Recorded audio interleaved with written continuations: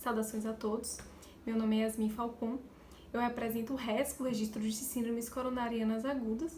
Represento também a Escola Baiana de Medicina e Saúde Pública e o Hospital São Rafael, localizados ambos aqui em Salvador, Bahia. E é um prazer enorme apresentar o nosso trabalho, que será publicado agora na revista International Journal of Cardiovascular Science, na edição novembro e dezembro de 2018. Trabalho este titulado Determinantes da preferência pelo acesso radial em procedimentos percutâneos coronários em síndromes coronarianas agudas. Um paradoxo risco-tratamento. Então, sabemos que tradicionalmente o cateterismo pode ser realizado por duas principais vias. Nós temos a via radial e a via femoral. A via radial é uma via relacionada a menores índices de sangramento.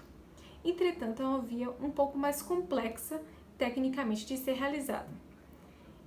Já a via femoral é uma via que sangra mais quando comparada à via radial, entretanto, é mais simples tecnicamente de ser realizada. Então, seria esperado que nos pacientes com maior risco de sangramento houvesse mais a escolha do acesso radial, se no caso a mente do médico fosse realmente regida pelo pensamento científico. Se isso não acontecer, caracteriza então o paradoxo risco-tratamento. E foi justamente isso que nós nos propusemos a testar. Testar a hipótese de que a preferência pelo acesso radial é relacionada com pacientes de maior risco de sangramento e, além disso, identificar os preditores independentes da escolha do acesso arterial. Justamente avaliarmos os determinantes na escolha do médico pelo determinado tipo de acesso.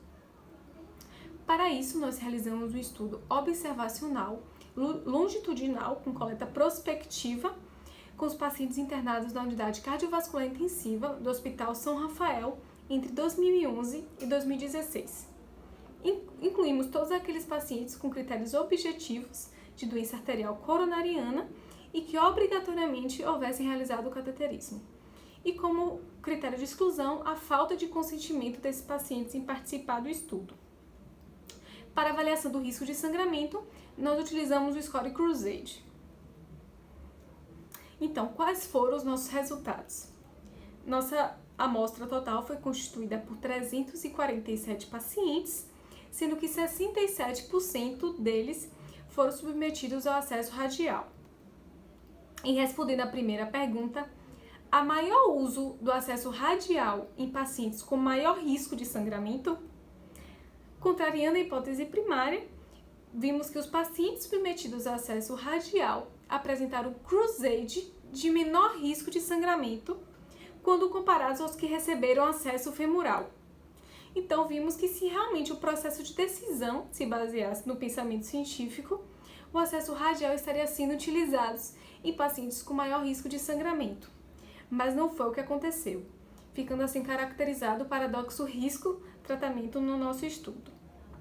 Respondendo à segunda pergunta, quais foram os determinantes envolvidos na escolha do médico pelo determinado tipo de acesso?